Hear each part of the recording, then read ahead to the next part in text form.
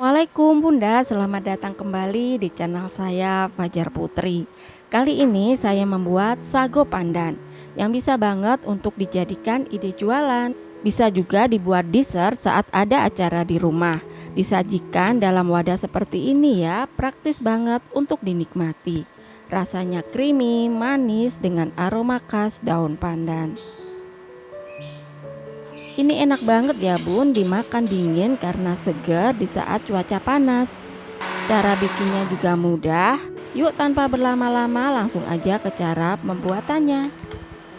Pertama-tama kita akan membuat jeli kelapanya atau kelapa KW-nya. Masukkan jeli rasa kelapa sebanyak 30 gram atau 2 bungkus ya yang ukuran kecil. Lalu masukkan gula pasir sebanyak 100 gram. Kita aduk dulu dengan whisk ya Bun, supaya nanti jelinya tidak mengerindil saat dicampur dengan air. Masukkan 1 bungkus santan instan kental atau sebanyak 65 ml agar lebih menambahkan rasa gurih ke jeli kelapanya. Lalu masukkan air sebanyak 750 ml. Ini airnya dimasukkan sedikit dulu ya buat melarutkan jelinya. Setelah itu baru bisa dituang semua airnya. Biar warnanya hijau, saya tambahkan 1 sendok teh pewarna pandan.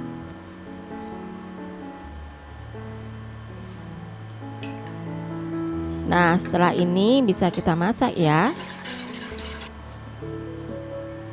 Perlu diaduk-aduk supaya tidak ada yang mengendap di bagian bawahnya.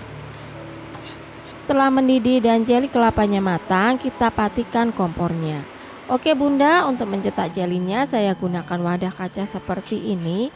Bunda bebas menggunakan wadah apa aja. Walaupun ini bukan daging kelapa asli, tapi sebisa mungkin rasanya dibuat mirip ya Bun. Tuang dan tunggu sampai benar-benar dingin dan mengeras.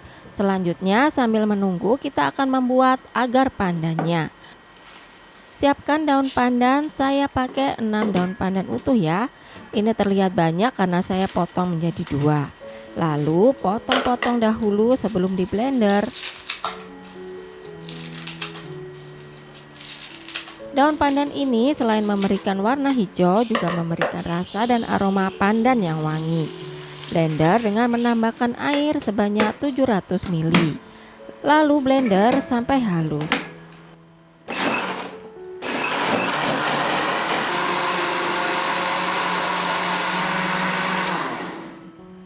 Kita sisihkan dulu ya. Masukkan 1 bungkus atau 7 gram agar-agar warna hijau. Lalu 100 gram gula pasir. Ukuran gulanya sama dengan jeli kelapa ya. Atau kalau mau lebih manis bisa ditambahkan ya ukurannya. Baru masukkan air pandannya. Kita saring supaya terpisah dari ampas daunnya ya. Masukkan sedikit dulu untuk membantu melarutkan agarnya terlebih dahulu. Setelah itu tuang semua sisanya. Daun pandannya memberikan juga tambahan warna hijau ya Bun.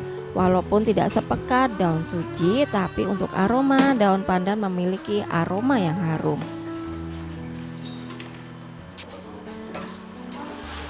Nah sekarang siap untuk dimasak ya. Baru sebentar dimasak, wangi pandannya udah kecium ya Bun. Oke, udah matang dan siap untuk dicetak. Saya gunakan loyang seperti ini ya. Permukaannya lebar jadi cepat mengerasnya.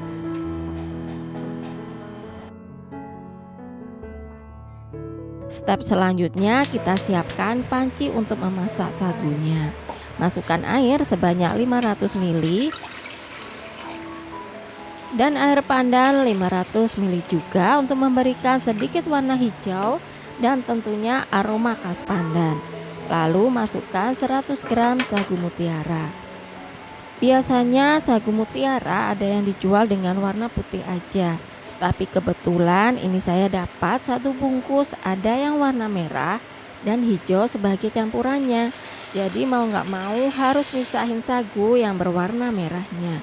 Ya lumayan ya Bun ya untuk melatih kesabaran. Oke, di sini kita pakai metode yang menghemat gas. Caranya yaitu kita rebus sagu mutiaranya selama 5 menit terlebih dahulu. Lalu kita matikan apinya. Terlihat sagu mutiaranya masih putih ya. Lanjutkan dengan mendiamkan sagunya selama 30 menit. Setelah 30 menit, panas dari air akan membantu mematangkan. Terlihat di sini warna putih pada sagu sudah berkurang dan sagunya mengembang.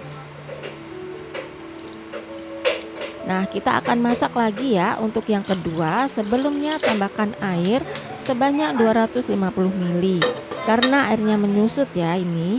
Untuk yang kedua masaknya selama 10 menit.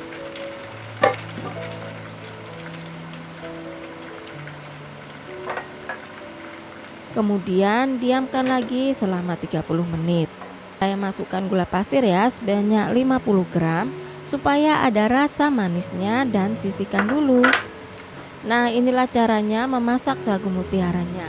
Hemat gas dengan metode 5-30 10-30. Isiannya selain agar-agar pandan dan jeli kelapa, ada selasihnya juga.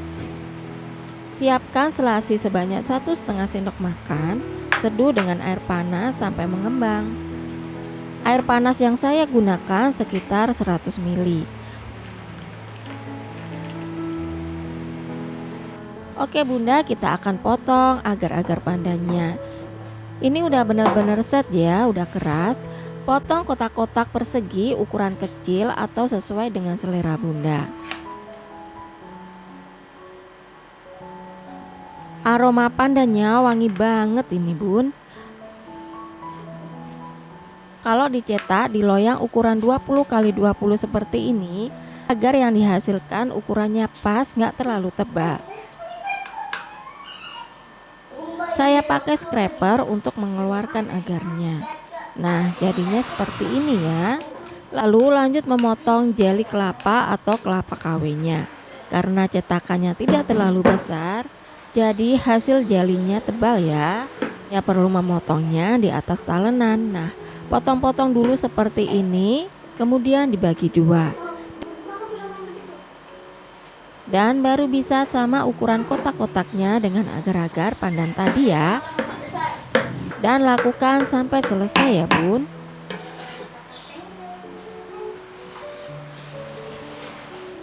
Sekarang kita buat kuahnya. Dalam wadah udah ada susu evaporasi sebanyak 380 ml. Lalu tambahkan dengan nata de coco 1 bungkus dan 150 gram susu kental manis. Jika terlalu kental bisa ditambahkan air sebanyak 100 ml.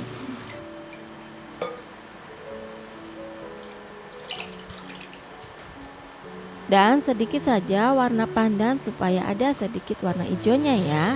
Oke, bahan isian dan kuahnya udah jadi. Sekarang bisa kita tata di cup atau di gelas. Cup yang saya pakai ini kapasitasnya 350 ml ya. Tata jeli kelapa, agar pandannya, kemudian sagu mutiara, selasi, dan tuang kuahnya.